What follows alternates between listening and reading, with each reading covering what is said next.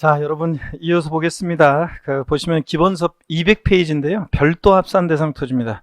보시면 별도 합산 대상 토지는 그 본문을 한번 볼게요. 양가로 1번에 별도 합산 대상 토지는 재산세 과세 대상이 되는 토지 중에서 과세 기준을 현재 납세 의무자가 소유하고 있는 일반 건축물의 부속 토지로서 법령이 정하는, 밑줄은 여기입니다. 일반 건축물의 부속 토지로서 법령이 정하는 기준면적 이내의 토지를 말한다. 밑줄이요.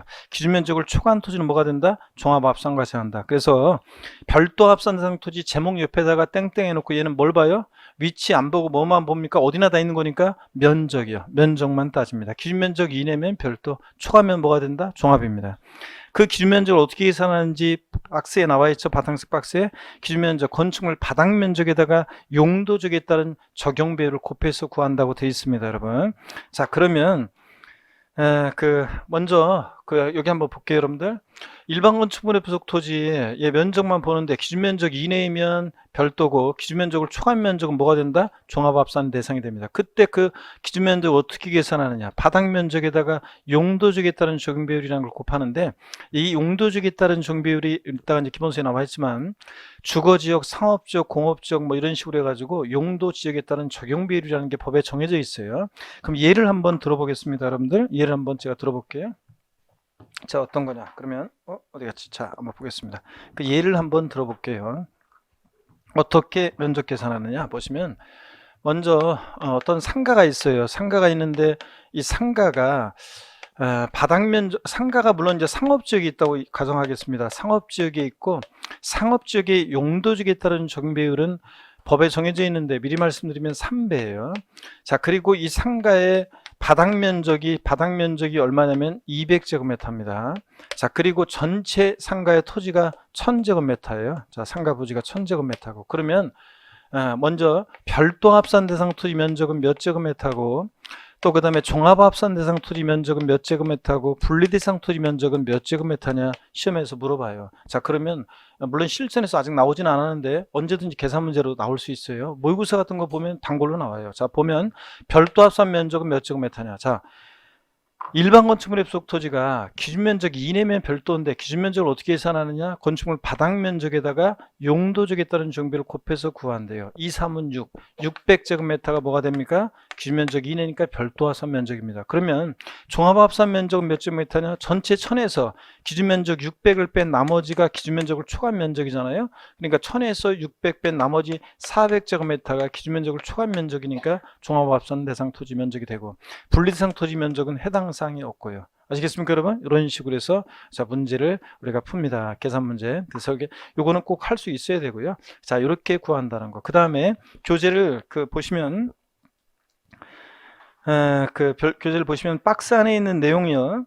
박스 안에 있는 내용을 봅니다. 200페이지 보니까 동그라미 1번에 어떤 게 별도 합산이냐? 일반 건축물의 부속 토지 중에서 종합합산 대상을 제외한 건축물 바닥 면적의 용도적에 따른 적용 비율을 곱해서 산정한 면적 이내의 토지. 그러니까 일반 건축물의 부속 토지가 기준면적 이내면 별도고요. 동그라미 1번 체크고, 2번이요.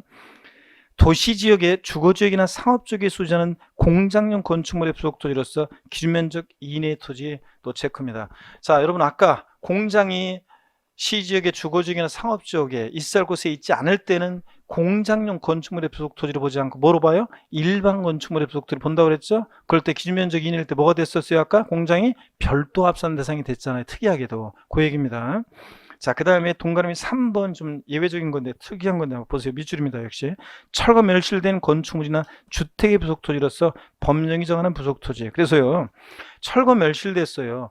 주택이나 건축물이. 그러면 나대지 상태니까 종합합산과세할 것 같은데 특이하게도요, 거기 각주 표시 보시면 두 번째 줄 철거 멸실된 날로부터 6개월이 지나지 아니한 건축물 주택의 부속 토지를 말한다. 밑줄이요. 그래서 철거 멸실되고 나서 6개월 이내는 이걸 뭐로 과세하냐면 별도 합산 과세합니다.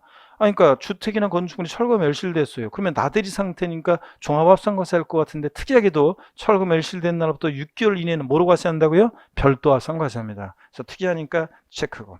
자, 그 다음에 201페이지 교재 보니까 용도적에 따른 적용비율이라는 게 나오는데요. 이걸 우리가 일일이 다 어떻게 외워요? 이걸 것도 많은데. 그래서 찍어서 봅니다. 준주거지역 상업지역은 3배, 굵은 글씨로 되어 있죠? 밑줄.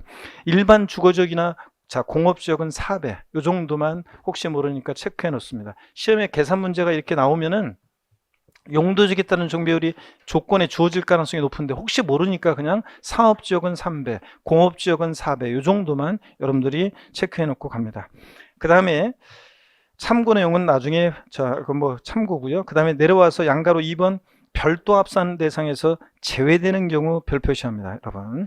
자, 그래서 요거는 뭐 중요합니다. 별 표시하고 시험에 동그라미 1번 무허가 건축물의 부속 토지는 여러 번 시험에 나왔어요. 그래서 여러분들이 여러 번 시험에 나왔던 거라 별 표시합니다, 여러분들. 29회 시험 때도 정답지으로 나왔었고요. 자, 무허가 건축물의 부속 토지입니다. 건축보통 관계법령에 따라 허가받을 건축물로서 허가받지 아니하는 건축물 계속 밑줄입니다. 사용승인 받아야 되는데 사용승인 받지 않고 사용 중인 건축물의 부속 토지는 뭐가 되냐? 종합합산과세입니다. 그래서 이 무허가 건축물은 보세요, 여러분들. 자, 어떤 건축물이 있는데 여기 보세요. 이 건축물이 무허가예요. 자, 무허가. 그러면 무허가 건축물은요, 이 건축물이 없는 토지로 봐요. 건축물 없는 토지니까 뭐가 돼요? 나대지. 나대지니까 뭐가 됩니까? 종합합산과세합니다. 그래서 시험에 여러 번 나왔던 건데 건축법상 허가받지 아니한 무허가 건축물의 부속 토지는 건축물 없는 나대지로 봐서 뭐가 된다? 종합합산과세한다는 거 꼭 알아둡니다. 시험에 여러 번 나왔고요.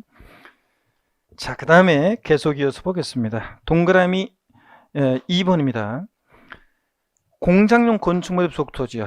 이건 이해하시면 되는데 군지역과 도시지역의 산업단지나 공업지역 내에 공장용 건축물의 부속 토지는 규면적 이내는 분리과세하고 기준면적을 초과한 면적은 종합과세하니까 합산과세하니까 제외되고, 그 다음에 동그라미 3번 골프장 고불확장 내 건축물의 부속 토지는 골프장 고불확장 내 건축물의 부속 토지는 고일분리과세한다 되어 있습니다. 이건 어떤 거냐면 여러분 보세요.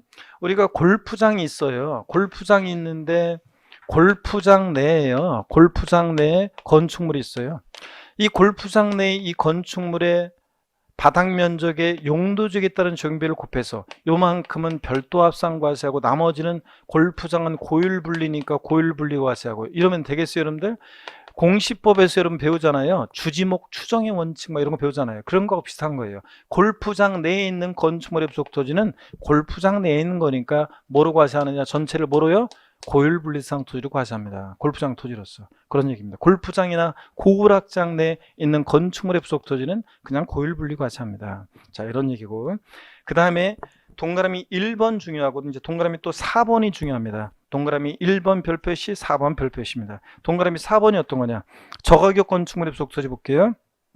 공장용 건축물과 주거용 건축물 200 건축물로서 건축물의 시가편익이 해당 부속토지 시가편익의 100분의 2여 2% 좀 숫자를 기억하면서 2%에 미달하는 건축물 부속토지 중 그 건축물 바닥 면적을 제외한 부속토지는 종합합산과세한다 되어 있습니다. 자, 그럴 때 그 각주 표시 보니까 계산식을 보니까 건축물의 시가편익이 부속토지 시가편익이 몇 프로예요? 2%도 적어요. 그럴 때 이 저가격 건축물은 없는 토지로 봐가지고 이게 종합합산과세한다는 건데 주의할 것은 동그라미 기억번과 니은번 주의합니다. 이 저가격 건축물 바닥 면적은 별도 합산과세하고 바닥 면적을 제외한 토지는 이게 종합합산과세합니다. 그럼 어떤 얘기인지 예를 한번 적어 드리도록 하겠습니다. 여기 보세요. 어떤 얘기냐?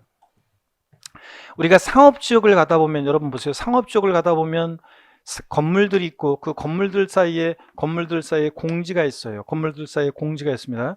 이걸 공지 상태로 놔두면 보유세 부담이 좀 되니까 사람들이 사람들이 어떻게 하냐면 여기다가 건물을 세워요. 여기다 건물을. 근데 건물을 세웠는데 이 가격이 건축물의 시가편익이 예를 들어서 1천만 원짜리라고 할게요. 극단적인 예로 이 토지 가격은 땅값은 10억이에요. 그러면 여러분 보세요. 10억짜리 토지가 1천만 원짜리 건축물의 부속 토지로 존재한다? 토지 효율적인 얘기입니까? 아니 이제 사람들이 여러분 보세요. 이걸 규제하는 규정이 없으면 우리가 1990년대 중반에 이후에 중반에 비사업용 토지에 대해서 양도소득세를 60%로 중과세했던 시절이 있었어요. 그때요 실무에 나가 있는 제자분들이 전화 많이 왔어요. 저한테 교수님 그 수업 시간에 배운 거 있잖아요. 그 건물 가격이 그 토지 가격하고 그 몇 프로 차이 날 때 그거 뭐 이렇게 하는 거 있었잖아요. 하면서 그거 뭐였죠? 하면서 막 물어보고 그랬는데 왜 그러냐면 그 당시에 비사업용 토지 나대지 상태로 팔면은 나대지 비사업용 토지 양도세 세율이 60%다 보니까 사람들이 어떻게 했냐면 양도 땅값이 굉장히 싸게 샀는데 엄청 많이 올랐어요, 지금 땅값이. 그러면 사람들이 어떻게 하냐면 건물을 하나 세워요. 가건물 같은 걸. 건물을 세워가지고 그 다음에 이게 상가니까 이거 상가 토지 이런 식으로 해서 상가 토지를 팔기 위해서 그 당시에 사람들이 많이 이거를 악용하고 이용 많이 했어요. 사람들이. 그래서 많이 물어봤는데, 자, 이거 보세요. 건축물의 시가총액이 부속 토지 시가총액의 2%예요. 2%에도 미달해요. 10억이 2%면 얼마입니까? 10억이 2%면 얼마예요? 2천만 원이잖아요. 2천만 원. 자, 건축물의 시가총액이 부속토지 시가총액 2%, 즉 2천만 원보다 더 적어요. 이럴 때는 이런 저격 건축물은요, 없는 토지로 봐요. 건축물 없는 토지니까 뭐예요? 나대지. 자, 나대지니까 뭐가 됩니까? 종합합산 대상 토지로 과세한다, 그런 얘기입니다. 자, 근데 다만 여기를 주의해 보세요. 이 저격 건축물 바닥 면적은 상가 토지로 봐서 별도 합산 과세한다, 그런 얘기입니다. 다시요. 건축물의 시가총액이 부속 토지 시가총액이 몇 프로? 2%에 미달하면 이런 저격 건축물 없는 토지로 봐서 종합합산 과세하는데, 다만 저격 건축물 바닥 면적은 뭐가 되고요? 별도 합산 과세하고. 그래서 시험에서 나중에 이제 문제집 가면은 이거 계산 사례 문제가 있어요. 나중에 계산 사례 문제로도 풀어보고, 또 저격 건축물 바닥 면적을 물어보는지, 바닥 면적을 제외한 토지를 물어보는지를 나중에 주의해서 이제 문제 풀면서 연습을 해보겠습니다. 자, 이런 얘기입니다. 저격 건축물의 시가총액이 부속토지 시가총액이 몇 프로? 2%에 미달할 때 이런 저격 건축물 바닥 면적은 뭐가 되고? 별도. 바닥 면적을 제외한 토지는 뭐가 되고? 종합합산 과세한다, 그 얘기입니다. 그래서 별도 합산에서 일반 건축물의 부속 토지인데도 별도 합산에서 제외되는 경우 양가로 2번 별표시였는데, 특히 동그라미 1번과 4번을 꼭 잘 기억합니다. 그 다음에 넘어갑니다. 202페이지 별도 합산 대상 의제 토지 그래가지고요, 별도 합산 대상 토지로 봐가지고 별도 합산 과세하는 토지들이 쭉 나옵니다. 자, 본문을 한번 제가 읽어볼게요. 차고용 토지, 보세 창고용 토지, 시험 연구 검사용 토지, 물류단지 시설용 토지 등 공지 상태이거나 해당 토지 이용에 필요한 시설 등을 설치하여 업무 경제활동에 사용되는 토지로서 법령이 정하는 다음에 해당하는 토지는 별도 합산 과세한다. 그래서 치사하게 있잖아요. 202페이지, 203페이지가 쫙 나와 있는 얘네들 중에서 막 뽑아서 시험에 지문에 깔아 놓습니다. 진짜 왜 세법 문항수 많지도 않은데 난 진짜 좀 황당해요. 자, 그래서 여러분한테 강의하는 저도 미안해요. 그런데 자, 얘네들 공통점이 있어요. 대개 별도 합산 토지로 봐서 상당한 이유가 있는 토지로 봐서 별도 합산 과세하는 토지인데, 자동차 운전학원용 토지, 운수회사의 차고지, 주로 제가 이런 두 가지 이런 것들을 예를 들었었는데 수업 시간에 옛날부터. 근데 다 시험에 나왔었어요. 또 이런 것들이 어떤 건지 한번 예를 들어볼게요, 여러분. 어떤 거냐면 이런 거예요. 자, 여러분, 예를 들어서 있잖아요. 제가 그 자동차 운전학원 있잖아요. 자동차 운전학원에 간 것은 군대 제대하고서 한 2달 있다가 제가 운전면허 따려고, 제가 그 군대 가기 전에 운전면허 없었고, 그 군대 제대하고서 이제 복학하기 전에 제가 이제 한두 달 있다가 저희 동네 학원에, 그 운전학원에 접수하러 갔어요. 지금은 거기가 많이 변했는데, 예전에 여기 이제 갔더니 주행 연습장이 있고 코스 연습장이 있고, 그래서 그 전에는 코스 뭐 주행 다 있었고 그랬었는데, 그리고 여기 이제 가건물 같은 거로요. 예전에는 가건물 같은 거로 이제 그 사무실 건물, 강의실 건물이 있었어요. 그래 갔더니 여기 접수하러 갔더니 사무실에 그 접수하는 직원이 제가 어렸을 때 살았던 동네에 그 여자 후배였어요. 1년인가 2년 그 후배였었는데, 걔가 저를 보더니 그냥 얼굴 보니까 알겠더라고요. 그래서 걔가 저를 보고 알아보고서 오빠 웬일이냐고 그러면서 엄청 반갑게 해주면서 친절하게 안내도 해주고 접수도 하고 커피도 타다 주고요. 그 다음에 저 운전 가르쳐 줄 강사분도 소개해 주면서 아는 오빠니까 잘 뭐 가르쳐 달라 이런 식으로 얘기도 하고, 그러니까 그러냐고 그러면서 막 이렇게 하고 굉장히 좋았어요. 그래서 제가 첫날 운전면허 학원에서 접수하고서 오면서 무슨 생각이 들었냐면, 야, 역시 한국 사회에서는 인맥이 최고다. 이게 아는 사람이 있으니까 이게 좋구나, 이렇게 생각했어요. 그리고서 이제 운전 배우는데, 그 운전 가르쳐 주시는 강사분이 처음에는 굉장히 친절하게 그러더니요, 제가 이제 그 운전 저 별것도 아닌데 괜히 그냥 그냥 운전면허 저 운전석에 앉으니까 그냥 괜히 아무것도 안 보이게 그냥 어리버리 해가지고 막 이렇게 저렇게 하는데 막 안 들리고 막 어리버리 하다가 그 클러치 이렇게 시동 막 꺼먹고 막 일종 보통이니까 막 꺼먹고 어쩌고 하고 막 이리저리 좌우 막 핸들을 돌리는데 차는 엉뚱한 데로 가고 막 그러니까 분위기 안 좋았어요. 분위기 안 좋았는데 그분이 막 짜증내고 그러시더라고요. 별로 안 좋았는데 제가 있죠. 어느 날 이제 운전학원 가는데 봉고차에 그 아줌마들이 탔는데 그 아줌마들이 방석 안고 가면서 그 담배 두 갑을 갖고 온 아줌마가 있더라고요. 저도 육군 병장 제가 제대했는데 딱 저 눈치를 챘어요. 그래가지고 제가 봉고차 내리자마자 막 뛰어가지고 매점 가서 담배 두 갑을 딱 싸가지고 제 차례가 돼가지고 조수석 위에다가 담배 두 갑을 딱 올려놨더니요. 그 강사분이 딱 타시면서 뭘 이런 걸요. 웃고 그러더니 그날은 있잖아요. 제가 뭐 잘못하고 막 그래도 처음엔 다 그렇죠 뭐 웃고 분위기 굉장히 좋았어요.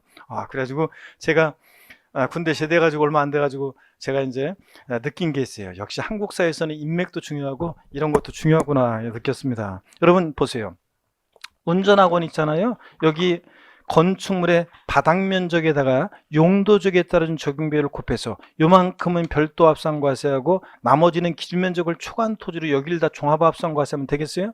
이 운전학원 할 때 얘네들 공지 상태지만 주로 여기 쭉 나와 있는 것들이 202페이지, 203페이지 나와 있는 것들이 업종의 특성상 공지를 필요한 업종들이에요. 이 실내에서 곤란해요. 대부분 공지를 필요로 하고 그 공지 상태지만 일정 면적까지는 다 사업용 토지로 봐서 뭐 한다? 별도 합산 과세하는 것들입니다. 자동차 운전학원용 토지 그렇잖아요. 또 운수회사의 차고지, 자 운수회사의 차고지 가면은 기사분들 관리하는 컨테이너 박스 입 같은 게 있고 여기 공지 상태잖아요. 버스나 택시 세워두는. 그러니까 이런 업종을 위해서는 꼭 공지를 필요한 업종들입니다. 또 그런 것들이 이제 쭉 나와요. 대표적으로 법인묘지용 토지, 장사 등에 관한 법률에 따른 법인묘지 토지는 공원묘지 같은 거요. 이거 묘수를 하면 공지를 필요로 하고 돈 받고 묘수 쓰고 그 다음에 관리해 주잖아요. 그러니까 사업용 토지입니다.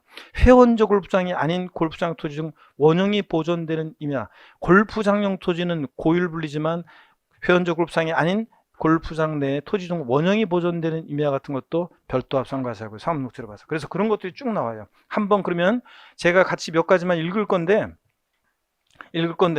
여러분들이 요걸 갖다가 다 달달 외울 건 아니지만 이해하면서 업종을 상상해 보세요. 공지를 필요한 업종이에요. 공지를 필요한 업종. 그거를 염두에 두면서 한번 보겠습니다. 동그라미 1번입니다. 박스 안에 202페이지. 자, 자동차 운송 사업자 및 대여 사업자의 차고용 토지 매출이요. 제목만 하시면 돼요. 자세한 내용은 필요 없어요. 제목만. 차고용 토지. 자, 공지 필요하죠. 동그라미 2번 건설기계 대여 사업자의 주기장 및 건설기계 정비업자의 5개 작업장용 토지요. 여러분 포크레인이나 불도저 같은 거 대여하거나 정비하는 업을 하는데 우리 학원이 있는 이런 빌딩에 자 6층에서 8층에서 이런 걸 합니다. 그래가지고 저 손님들이 오면 포크레인 불도저 갖고 오세요. 그래가지고 8층에 올려 고쳐. 그 다음에 가져가세요. 포크레인 불도저 대여 이거 안 되잖아. 이런 거 공지해서 해야지. 공지를 필요한 업종입니다. 3번 드디어 나왔네. 밑줄에 다 제목만 밑줄입니다. 자동차 운전학원용 토지 같은 거 그죠? 주행연습장, 코스연습장 필요하잖아요. 야적장, 동그라미 4번 컨테이너 장치용 토지 및 보세 창고용 토지. 업종을 생각해 보세요. 뭘 쌓아놓으려면 이런 거 쌓아놓으려면 공지를 필요로 하잖아요. 동그라미 5번 자동차 관리사업용 토지라든가 6번 자동차의 성능 및 안전도의 시험 연구 등의 용도로 사용하는 토지. 이런 거 자동차 시험하고 그러려면 공지가 있어야 되잖아요. 7번 물류단지용 토지 이런 거요. 8번 레미콘 제조용 토지. 모래하고 자갈하고 섞고 그러려면 그런 거지. 아외에다가 쌓아놓고서 섞고 뭐 이런 거 하잖아요. 레미콘 제조용 토지. 9번 체육시설용 토지 이런 것들.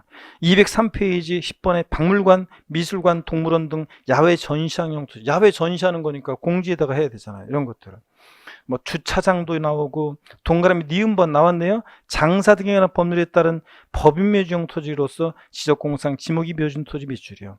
그 다음에 A번이요. 동그라미 디귿번에 A번도 시험에 나왔었는데 체육시설의 설치 이용하는 법률에 따른 스키장 및 골프장 토지 중 원형이 보존되는 임야 이런 것들 밑줄이고 그 다음에 C번이요. 산지관리법에 따른 보존산지하는 의미는 아까 분리과세했어요. 준보존산지하는 의미야.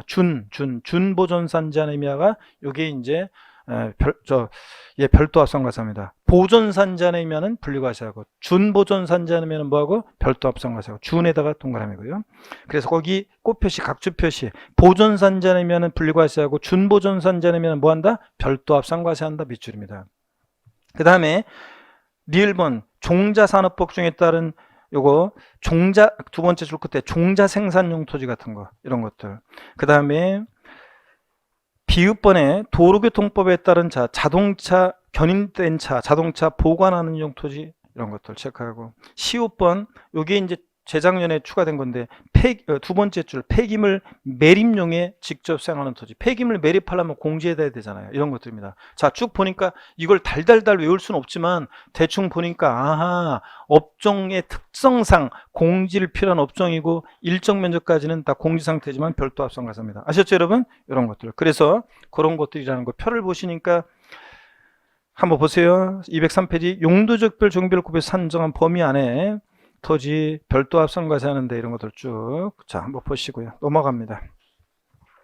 그 다음에 종합합산 대상 토지입니다. 자, 이렇게 해서 우리가 특히 제가 예외적으로 종합합산 대상이 되는 거 아까 건축법상 허가받지 않거나 사용 승인 받지 않고 사용 중인 건축물의 부속 토지라든가 건축물의 시가 순액이 부속 토지 시가 순액의 2% 미달할 때 저 건축물 부속 토지, 바닥 면적은 별도고 바닥 면적을 제외한 토지는 뭐가 되고 종합합산 대상이 되고, 아까 강조 드렸습니다. 별 표시하라고 했고, 그 다음에 이제 종합합산 대상 토지입니다. 여러분 종합은요 우리가 다 배운 것들이에요, 여러분. 자, 그래서 204페이지 종합합산 대상 토지 봅니다. 본문 204페이지 과세 기준일 현재 납세 의무자가 소유하고 있는 토지 중에서 별도 합산 대상이나 분리 대상이 되는 토지를 제외한 나머지 토지가 다 뭐가 된다? 종합합산 대상이 된다. 다만 다음 중 어느 해당하는 토지는 종합합산 대상으로 보지 아니한다. 밑줄이고 동그라미 1번이요. 자, 법령에 따른 재산세가 비과세 면제되는 토지 밑줄. 2번 재산세가 경감되는 토지, 경감비례하는 토지는 별도 합산이나 종합합산 대상으로 보지 않습니다. 이게 별도에도 나왔었는데 이게 어떤 거냐면 여러분 보세요. 자, 여러분 봅니다. 재산세가요, 여러분 보세요. 재산세가 여기 보세요. 비과세 면제, 감면 대상이 되는 토지는 종합합산 대상 토지로 보지 않는다고 그랬어요. 또는 이게 또 별도 합산에도 나와요. 보세요. 갑이라는 사람이 A 상가 토지가 있어요. 또는 나대지가 있어요. 또는 비상가 토지나 나대지가 있어요.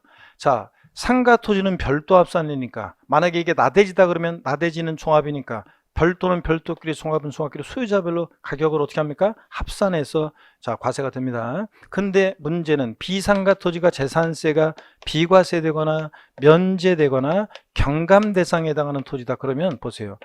얘는 어차피 비과세 면제 경감되는데 이 비상가 토지를 A상가 토지처럼 별도 합산이나 나대지 합종지면 종합합산 대상 토지로 본다 그러면 A상가 토지와 합산해야 되는데 얘는 어차피 비과세 면제 경감되는데 이걸 별도 합산으로 보면 A상가 토지를 합산시켜야 되잖아요. 합산시키지 않기 위해서 재산세가 비과세 면제 경감되면 별도나 종합합산 대상 토지로 보지 않습니다. 그래서 합산시키지 않습니다. A상가 토지랑. 그런 얘기예요. 그래서 재산세가 비과세 면제 경감되는 토지면 별도 합산이나 종합합산 대상 토지로 보지 않습니다. 상가 토지라든가 나대지 잡종지여도. 자, 그런 얘기입니다. 한번 이해하시면 되고, 그 다음에 종합합산 대상 토지 있잖아요. 핵심 나와 있는 거 있잖아요. 보면 다 배운 것들이에요. 1번에 보니까 특별시, 광역시, 특별자치, 시도, 시지역의 도시지역 안에 개발제한구역, 녹지지역을 제외한 지역 안에 농지나 목장지. 있을 곳에 있지 않는 농지나 목장은 뭐가 된다고요? 있을 곳에 있지 않으면 뭐가 돼? 얘네들 종합이잖아요. 또 목장용지나 공장용지, 영업용 건축물의 부속 토지로서 앞동네 어디로 돼 있든 기준면적을 초과한 토지는 뭐가 됩니까? 종합합산. 그 다음에 3번 건축물의 시가순액이 부속토지 시가순액의 2%에도 미달하는 토지 중에서 건축물 바닥면적은 별도니까 바닥면적을 제외한 토지는 저 건축물 없는 토지로 봐서 아까 뭐가 됐어요? 종합합산.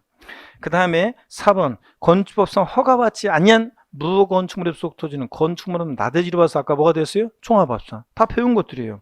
5번 6번 밑입니다. 나대지 잡종지는 원래 고양이 얘네들 뭡니까? 종합합산입니다. 나대지 잡종지는 원래 종합이고요. 자, 그 다음에 이렇게 해서 해놓고, 그 다음에 05번 신탁재산에 속하는 합산대상 토지 합산 방법 있죠? 요거 별표 시험입니다. 요것도 시험에 나올 것 같은데 안 나오는 것 중에 하나예요, 지금. 얘하고 같은 무렵에 같은 해에 개정이 된 내용이 3가지가 있었는데 2가지는 다 시험에 한 번씩 등장하고 하나는 자주 나왔고 하나는 시험에 이미 얼굴을 비쳤는데 얘만 같은 연도에 들어와가지고 개정이 돼가지고 얘만 아직 시험에 안 나왔어요. 자, 어떤 얘기인지 봅니다. 신탁법에 따른 신탁재산에 속하는 종합합산 대상 토지 및 별도 합산 대상 토지 합산 방법은 다음과 같다 그래서 동그라미 1번이요. 신탁재산에 속하는 토지는 수탁자 고유재산에 속한 토지와 서로 합산하지 아니한다 밑줄입니다. 당연하지 여러분, 당연하지. 예? 자, 당연한 얘기입니다. 무슨 얘기냐면 여기 보세요. 갑이란 신탁법에 의한 신탁을 합니다. 신탁법에 의한 신탁을 하는데, 그럴 때 갑이란 사람과 을이란 사람이 믿고 맡기는 사람 위탁자, 그 다음에 을이 있는데 병이 있는데 병은 믿고 맡는 사람 수탁자가 있습니다. 자, 갑이란 사람이 A 토지하고 A 다시 토지를 신탁했습니다. 을은 B 토지를 신탁했습니다. 위탁자별로 구분되는 신탁 재산이에요. 자, 또 C라는 토지가 있는데 이 C라는 토지는 수탁자 병의 고유 토지입니다. 수탁자 병의 고유 토지가 있고요. 자, 이랬을 때 여러분요, 자, 이 수탁자 고유 토지하고 신탁 토지는 여러분 합산해서 과세해야 하겠어요, 안 하겠어요? 합산하면 안 되지. 수탁자 고유 토지랑 신탁 토지를 왜 합산해요? 수탁자 고유 토지와 신탁 토지는 합산하지 않습니다. 근데 다만 거기 동그라미 2번을 보세요, 여러분들. 2번을 보니까 자, 어떻게 돼 있냐? 위탁자별로 구분되는 신탁 재산에 속한 토지 경우는 위탁자별로는 어떻게 한다? 합산한다 밑줄이요. 그럼 여러분 보세요. A와 A 다시 있잖아요. A와 A 다시의 위탁자별로는 A와 A 다시 갑이 신탁했어요.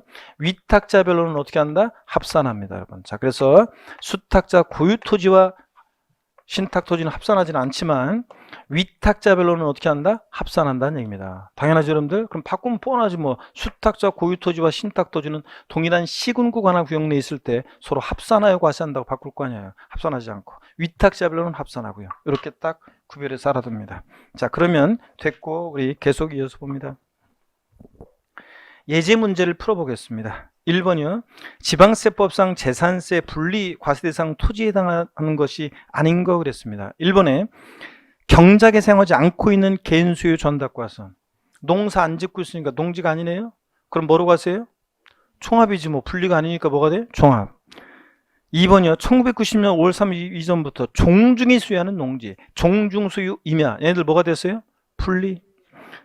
3번 개인이 축산용으로 사용하는 도시적 소정의 기준면적 이내의 목장용지요.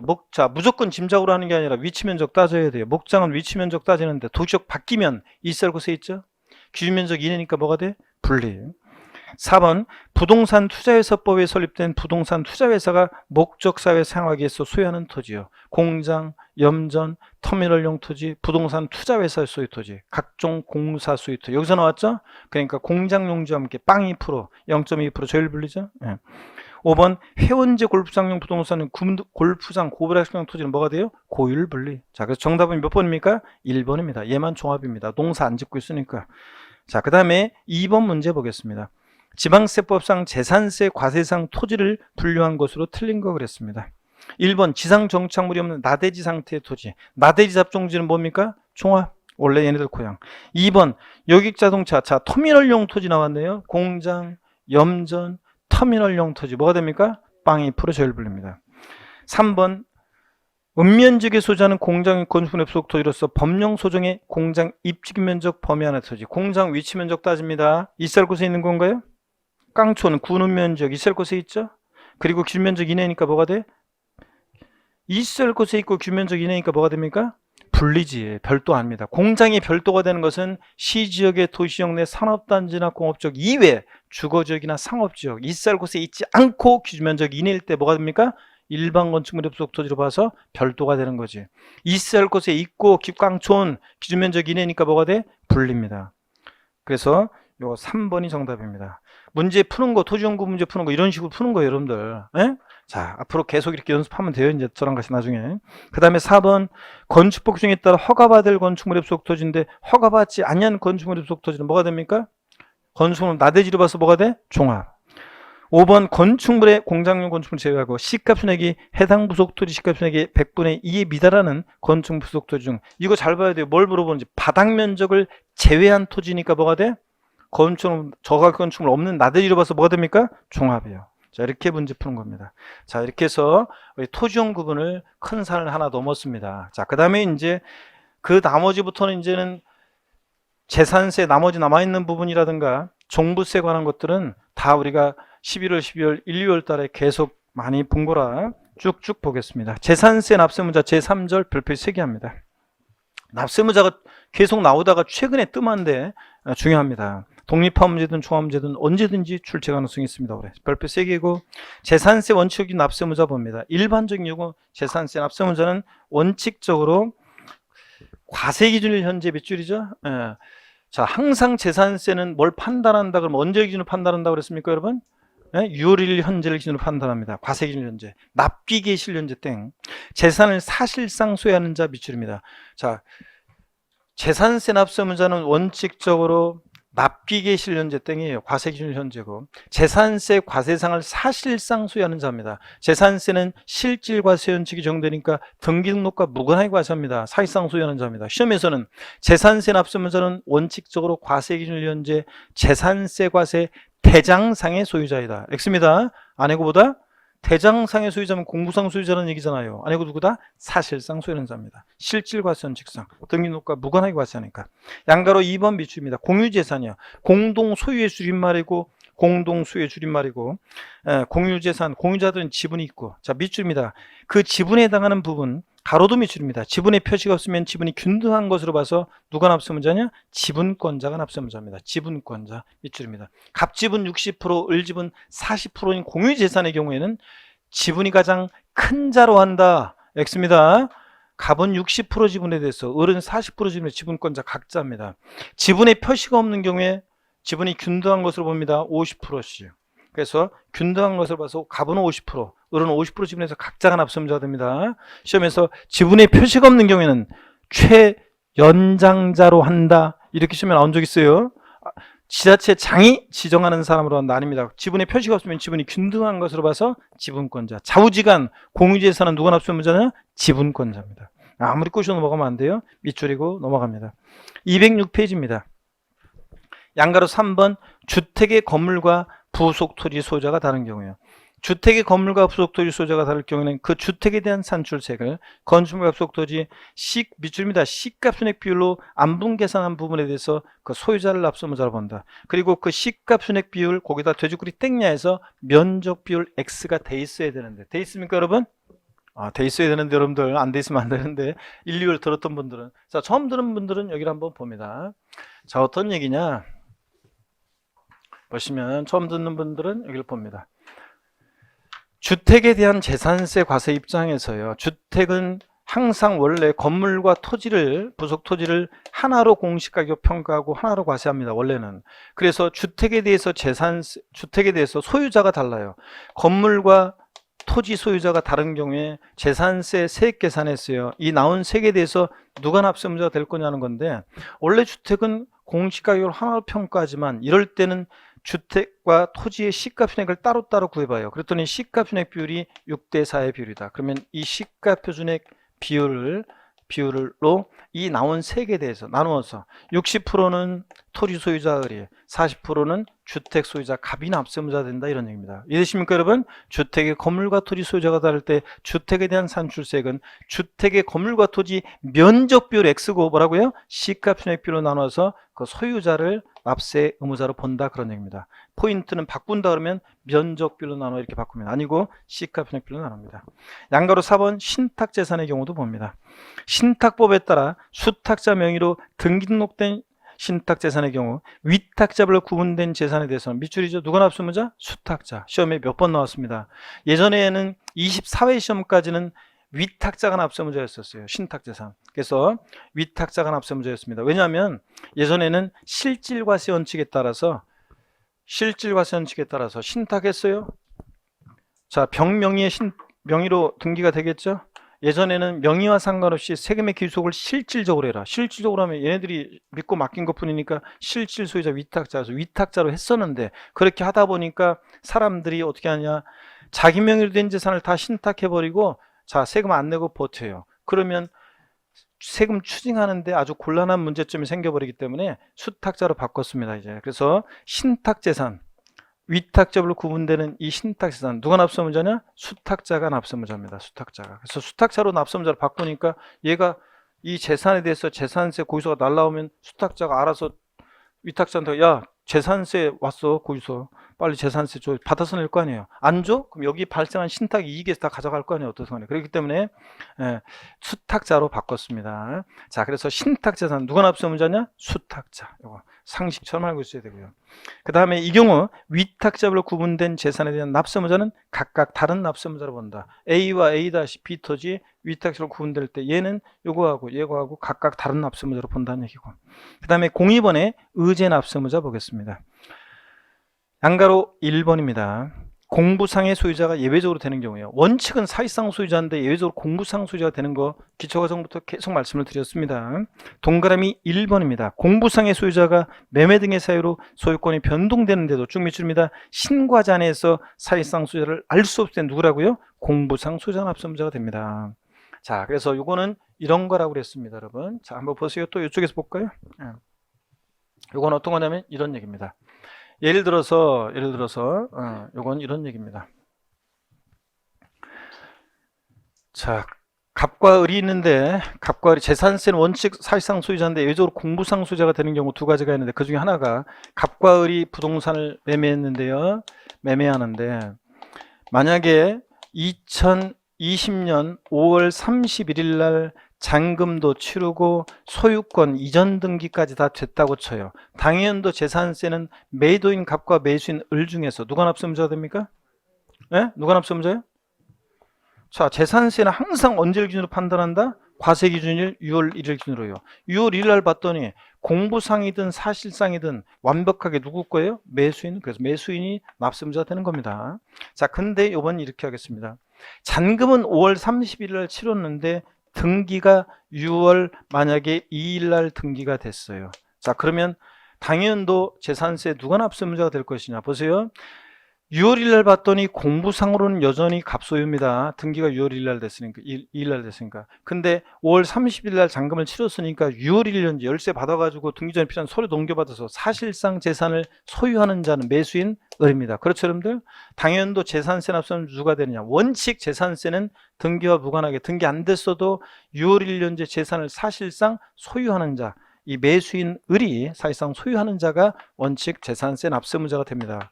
원칙 그렇다고 아까 배웠잖아요. 근데 여기서 전제로 깔고 있는 것은 사실은 뒤에 오늘 나오지만 이런 거예요. 권리 변동이 있는데 과세 기준일까지 등기가 안 됐을 때는요. 등기가 됐으면 완벽하게 매수인 건데 등기가 안 됐을 때는 이 공부상 소유자가 과세 기준일로부터 10일 이내 6월 10일까지 있죠. 이 권리 변동 사실에 대해서 계약서를 첨부해서 시장군수한테 신고해 주게 돼 있어요. 공부상 소유자가. 그러면 신고를 한 걸 딱 보니까 공무원이 아직 등기는 안 되는데요. 5월 30일에 잔금 치렀네요. 6월 1일 현재 사실상 재산을 소유하는 자는 누구예요? 매수인 을. 그래서 매수인 을이 납세의무자가 되는 거라고 그랬습니다. 근데 이 신고를 했어야 되는데 안 했어요.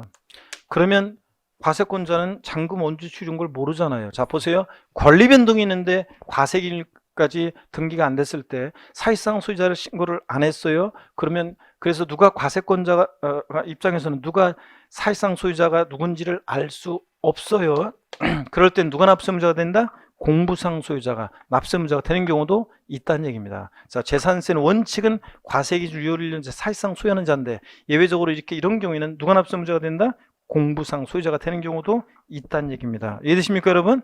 이런 얘기예요. 그래서 재산세 납세의무자는 다시요, 이렇게 공부상 소유자가 매매 등의 사유로 소유권의 변동이 있는데도 신고하지 않아서 사실상 소유를 알 수 없을 때 누가 된다고요? 공부상 소유자입니다. 시험에서 권리 변동 등이 있는 경우에 권리 변동 사실의 신고 여부와 관계없이 재산세 납세의무자는 사실상 소유자이다. OX요. X입니다. 권리변동 사실을 신고해서 사실상 소유자가 누군지 알면 누구고? 사실상 소유자고. 권리변동 사실을 신고 안 해서 사실상 소유자를 잔금 언제 치르는 걸 몰라. 사실상 소유자를 알 수 없으면 누구가 된다? 공부상 소유자가 되는 경우도 있잖아요. 이런 얘기입니다. 그 다음에 계속 이어서 봅니다. 동그라미 2번입니다. 공부상의 개인 등의 명의로 등재되어 있는 사실상 종중재산으로서 종중세금을 신고하지 않았을 때는 누구라고요? 공부상 소유자. 이게 실제는 종중재산이에요. 근데 공부상 개인 명의로 등재되어 있어요. 종중세금을 신고 안 해주면 화세권자가 이게 종중세인지 어떻게 알아요? 그래서 그럴 땐 누가 납세의무자? 공부상 소유자. 개인 명의로 등재되어 있는. 근데 법령의 반대속으로 종중세금을 신고했어요. 그러면 명의와 상관없이 실질에 의해서 부과하니까 누가 납세의무자냐? 그럴 때는 종중. 종중 수임을 신고하면 종중이고, 종중 수임을 신고 안 해서 사실상 소유자를 알 수 없으면 누구고? 공부상 소유자고. 그런 얘기입니다. 밑줄 짝이고, 그 다음에 양가로 2번 주된 상속자가 되는 경우 봅니다. 상속이 개시된 재산으로서 상속등기 이행되지 않냐고. 여러분, 상속등기는 상속인 전원에 대해서 전원 명의로 하는 건데, 상속등기가 안 됐다는 것은 과세권자 입장에서는 누가 상속받을지 포기할지 모른다는 얘기예요. 누가 상속받을지 포기할지 모른다는 얘기고, 그 다음에 사실상 소유자라도 신고를 해줬어야 되는데 그것도 안 했어요. 그럴 땐 누구라고요? 주된 상속자를 납세의무자랍니다. 밑줄 쫙이고, 주된 상속자 결정의 제1순위가 누군지 꽃표시, 각주표시 나와 있습니다. 밑줄입니다. 민법상 상속지분이 가장 높은 자요. 자녀들은 상속지분이 다 1이고 배우자는 거기다 5할 가산해서 1.5니까 상속순위에 배우자와 자녀가 있으면 누구고? 배우자가 주된 상속자가 되고. 자, 상속지분이 가장 높은 사람이 2명 이상이면 그중 나이가 가장 제일 많은 사람, 연장자를 주된 상속자로 합니다. 배우자가 2명 이상일 리는 없고, 그렇죠? 제가 그랬잖아요. 우스갯소리요. 배우자가 2명 이상이면 좋을까요? 어떤 주부 수강생한테 물어봤더니 1명도 귀찮은데 2명은 더 싫어요. 그러면서 이런 분이 계셨는데, 어떡하네? 자녀들만 있어요. 그러면은 상속지분이 똑같잖아요. 그럴 땐 누가 납세의무자냐? 연장자, 나이 제일 많은 사람이 주된 상속자가 된다고 그랬습니다. 자, 요거는 제가 경우의 수, 케이스 바이 케이스로 정리 한번 또 해드리겠습니다. 여러분 여기 보세요. 상속이 개시된 재산이야. 이쪽에 한번 정리해드리겠습니다. 자, 상속이 개시된 재산인데, 개시된 재산에 대한 재산세 납세의무자를 자, 케이스 바이 케이스로 정리해드립니다. 법령의 반대 속도요. 자, 이게 교재에 있는 거예요. 상속 개시된 재산인데 상속 등기 안 됐어요. 상속 등기는 상속인 전원에 대해서 전원 명의로 하는 건데, 상속 등기가 안 됐다는 것은 과세권자 입장에서는 누가 상속받을지 포기할지 모른다는 얘기예요. 그리고 누가 이 재산을 사실상 소유하고 있는지 사실상 소유자 신고를 했어야 되는데 사실상 소유자 신고도 안 됐어요. 그러면 어쩔 수 없이 그냥 상속 순위를 보고 판단해요. 그래서 주된 상속자를 납세의무자로 합니다. 자, 근데 시험에서는 어떻게 바꿔서 나왔냐? 자, 최근에 나왔던 것이 28회 때 상속이 개시된 재산으로서 상속 등기 이행되지 않고 사실상 소유자를 신고하지 않은 경우에는 공동 상속인 각자가 재산세 납부할 의무를 진다. 공동 상속인 아니에요. 누가 상속받을지 포기할지 모르는데. 자, 공동 상속인 아니고 누구다? 주된 상속자입니다. 그 다음에 이번에는 상속 등기 안 됐는데 사실상 소유자 신고는 됐어요. 그러면 누가 재산을 사실상 소유하고 있는지 알게 됐으니까 누구냐? 신고된 그 사실상 소유자가 납세의무자가 됩니다. 신고된 사실상 소유자가. 근데 상속 등기가 됐어요. 그러면 상속 등기가 되면 이제 누가 납세의무자냐? 상속인이요. 여러 명일 때는 공동 상속인이요. 상속인이 납세의무자가 되는 겁니다. 자, 이렇게 해서 상속 개시된 재산을 정확하게 여러분들이 반대서까지 알아둡니다. 아셨죠, 여러분? 공동 상속인 아닙니다. 둘 다 안 됐을 때는 주된 상속자. 양가로 3번을 봅니다. 매수 계약자가 되는 걸 한번 보겠습니다. 매수 계약자가 되는 걸 보시면 매수 계약자가 되는 걸 한번 보겠습니다. 재산세 납세의무자요. 먼저 동그라미 1번 국가지자체 지자체 조합과 대시 끊고 동그라미 기업번입니다. 반드시 국가지자체 지자체 조합과요. 두 번째 재산세상 재산을 연부로 매매계약 체결하고 대시 끊고 두 번째 요건 동그라미 니은번입니다. 그냥 매매계약이 아니라 연부 매매계약 체결하고요. 그 다음에 그 재산의 사용권을 무상으로 받은 경우 밑줄이 요거 끊고 동그라미 디귿번입니다. 자, 누가 납세의무자냐? 매수계약자입니다. 자, 여러분 국가 등과 연부 매매계약 체결하고 무상 사용권을 부여받아요. 연부금 다 치르기 전까지는 공부상으로는 국가 등이 소유해요. 근데 실질적으로는 권리변동이 무상 사용하니까 매수계약자한테 됐다고 봐가지고 누굴 납세의무자래? 매수계약자입니다. 시험에서 국가 등의 소유임으로 비과세한다 X입니다. 아셨죠? 이런 거. 그 다음에 동그라미 2번도 시험에 2번 나온 적이 있는데 국가지자체 지자체의 조합이 선수금을 받아 조성하는 매매용 토지로서 사실상 조성이 완료된 토지 사용권을 무상으로 받은 자가 있는 경우에 누가 납세의무자가 되냐? 그 매수계약자를 납세의무자로 봅니다. 사용권을 무상으로 받은 자를 매수계약자로 본다고 법령이 되어 있으니까 사용권을 무상으로 받은 자가 납세의무자가 됩니다. 다만 근데요, 여기 보세요. 법인과 그 교재도 나와 있는데 법인과 어디냐면 그건 좀 뒤에 나오니까 일단 한번 보세요. 법인과 근대 연부매매계약체라고 무상사용권을 부여받았잖아요. 그럴 때는 매도계약자인 법인이 압세무자예요. 매수계약자가 아니라 매도계약자인 법인입니다. 그 얘기가 어디 나오냐면요. 207페이지 참고에 중간에 참고 기타 납세무자에 나와 있습니다. 2번에요. 법인과 연부매매계약체라고 무상사용권을 부여받았다. 이럴 때 누가 납세무자? 매도계약자인 법인입니다. 자, 위에 있는 내용들은 양가로 1번부터 6번까지는 지방세법 내용이고, 이거는 지방세법에는 없고 지방세 기본 통칙이라고 해서 예규 내용이에요. 2번 이것도 알아둡니다. 자, 그럼 다시 207페이지 양가로 4번으로 갑니다. 사업시행자가 되는 경우 보겠습니다. 도시개발법에 따라 시행하는 환지 방식에 의한 도시개발 사업 및 도시정법에 따른 정비사업의 시행에 따른 환지계획에서 일정한 토지를, 자, 밑줄입니다. 여기부터 환지로 정하지 아니하고 채비지 보류지로 정한 경우에 누가 납세무자? 사업시행자. 시험에 나왔던 것은 최근에 사업시행 전 토지 소유자 아닙니다. 사업시행자입니다.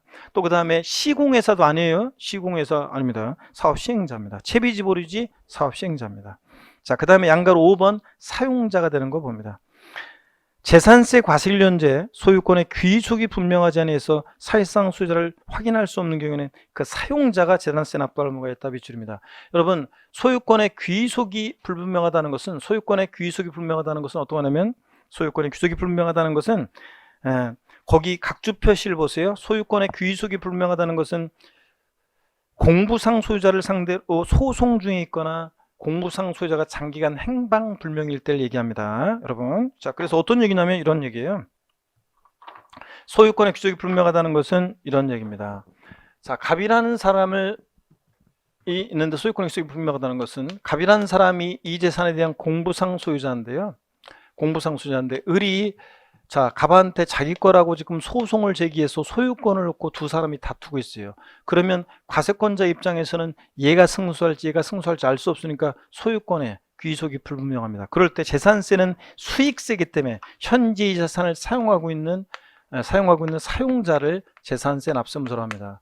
또 하나가 소유권의 귀속이 불명하다는 것은 공부상 소유자가 장기간 행방불명이에요. 어디 간지 알 수 없어요. 그래서 사실상 소유자를 알 수 없으면 누가 납세무자냐? 사용자. 재산세에서 사용자가 되는 건 딱 이거 하나예요. 소유권의 귀속이 불분명해서 사실상 소유자를 알 수 없어요. 근데 시험에서 어떻게 바꿔내면 모의고사 냈을 때 수강생들이 여지없이 틀리느냐? 자, 들어보세요. 소유권의 귀속이 불분명하여 사실상 소유자를 알 수 없는 경우에는 공부상 소유자를 납세무자로 한다. 사실상 소유자 알 수 없으니까 공부상 소유자. 그럴듯하지만 아니고 누구라고요? 사용자입니다. 공부상 소유자를 상대로 소송 중에 있거나 걔는 어디 간지 알 수 없으니까 누구다? 사용자. 이렇게 딱 기억합니다. 그 다음에 양가로 6번 수입하는 자. 외국인 소유의 항공기 및 선박을 임차해 수입할 때 누구 납세무자? 수입하는 자입니다.